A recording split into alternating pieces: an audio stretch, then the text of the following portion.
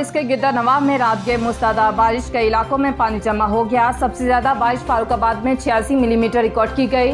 लक्ष्मी चौक में 81 और ताजपुरा में 79 मिलीमीटर रिकॉर्ड। इस्लामाबाद और रावलपिंडी में तेज हवा के साथ बारिश के बाद मौसम खुशगवार हो गया।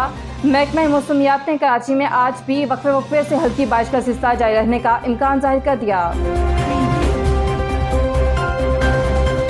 रावलपिंडी में शहीद ASI असलम फारूकी की नमाज जनाजा पुलिस लाइन हेडक्वार्टर में अदा कर दी गई। तर्जुमान पुलिस रावलपिंडी के मुताबिक मंशियात फरोशों के अड्डे पर छापा मारा गया तो मंशियात फरोशों ने पुलिस पर फायरिंग कर दी। मुकाबले के दौरान मुबैना ड्रग डीलर माजिद भी मारा गया। कराची के इलाके पीराबाद से अगवा किए जाने वाले शख्स को सरकारी दफ्तर से बाजियाब करा लिया गया।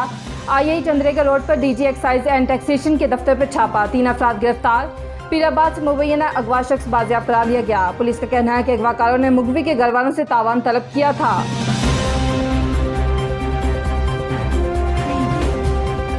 पाकिस्तान में कोरोना के मुस्बत केसेस की शरह 3.21% रही। NCOC के मुताबिक मजीद 1664 केसेस सामने आए।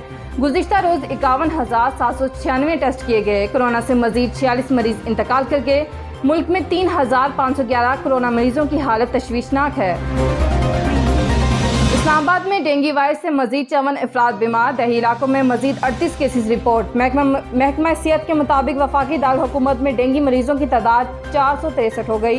पेशावर के 371 मरीजों में डेंगू वायरस की तस्दीक। पेशावर के अस्पतालों पर मरीजों का दबाव बढ़ने लगा।